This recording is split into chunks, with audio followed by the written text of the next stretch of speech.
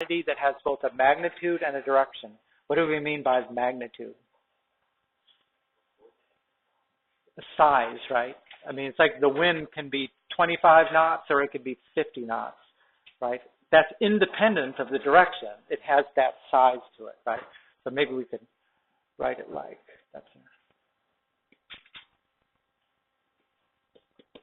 size. Okay, and by direction we mean, you know, it's going someplace. If it has a direction angle, right, that means the positive angle with the positive x-axis, which we just did. So vectors are normally written as, in the book it's bold, right? On the test it's bold too, right? So don't be confused about that. But because I can't write bold as I'm writing up here, I could go back and forth and make it a fatter line every time. But instead we do this little arrow on the top, right? That equals the component form in the plane is V1, V2 inside these brackets. That's component form of a vector.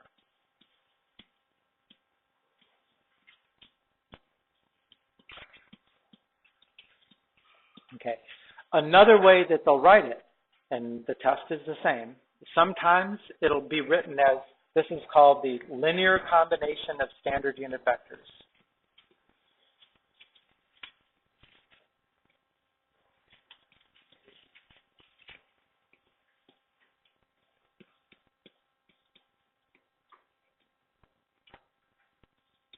Now, what do we mean by the standard unit vectors?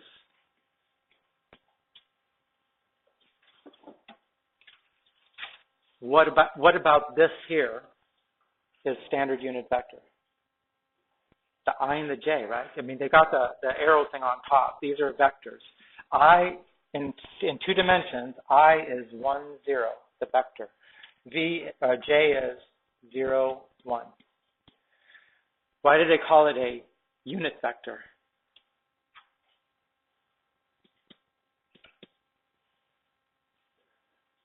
Has a magnitude of 1, right?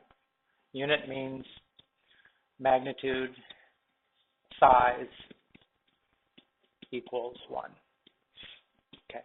Now there's one way we also sometimes will write a vector, at least as a starting point, is you can write a vector as its magnitude times the cosine of theta, the direction angle sine of theta, right? What is the magnitude? If I took the magnitude of cosine theta sine theta, what do I get? The square root of cosine squared plus sine squared. But what is that from our identities that we did? That's 1, right? So actually, this thing doesn't have, its magnitude is 1. All the magnitude of this vector is sitting right there. This is just telling you the angles you should be going off at, right, in the x direction and in the y direction.